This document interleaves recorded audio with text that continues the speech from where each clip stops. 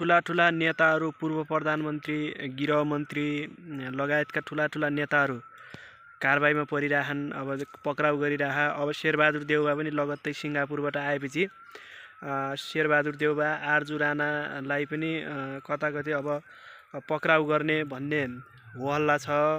यस्तो पुराना नेताहरू चाहिँ 46 सालदेखि यताको सम्पत्ति जफत गर्ने पनि भनिरहेको सरकारले, तिनको अनुसन्धान गर्ने भने कर्मचारीको नेताको यो विषयलाई तपाईँ एउटा सामान्य नेता कार्यकर्ताको हिसाबले कसरी बुझिरहनु भएको? यो विषयलाई मैले नेपालमा फेरि युद्ध सुरुको संज्ञा र अब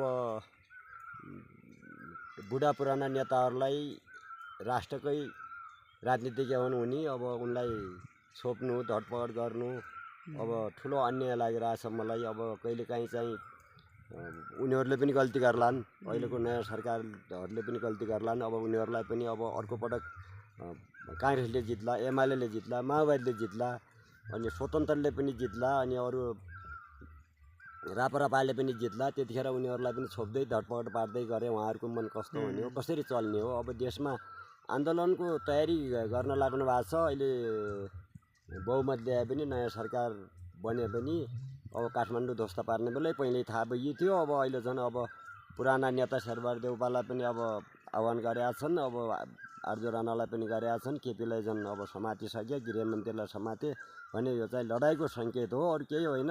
नेपालमा चाहिँ विकास हुने त परेछ, सरकार चल्नु पनि परेछ, यो लडाइँको सङ्केत मात्रै हो, यो अरू केही पनि। अब पहिलाको जस्तै गरी जस्तो 10 वर्ष जनयुद्धमा माओवादीलाई साथ दिएको थिए, जेनजी आन्दोलनमा युवाहरू स्वतःस्फूर्त रूपमा आन्दोलनमा होमिएका थिए। अब के लाग्छ तपाईँलाई, फेरि पनि मान्छेहरू आन्दोलनमा सक्रिय होलान् जस्तो महसुस गर्नुहुन्छ कि अब कस्तो छ विचार? मान्छेहरू खासै आन्दोलनमा जाने मुडमा त देखिन्नन्। तपाईँको विचारमा मान्छेहरू फेरि आन्दोलनमा सक्रिय हुन्छन् जस्तो लाग्छ कि के छ? सक्रिय खासै अब बाध्यताले हुन्छन्। अब पुराना नेताहरूलाई छोप्दै जेलमा हाल्दै गऱ्यो भने बाध्यताले चाहिँ सक्रिय हुन्छन्। बाध्यता परिकन पहिला पनि जनयुद्ध सुरु भयो हो, बाध्यता भइकन यो पटक पनि जेनजी आन्दोलन सुरु भयो हो।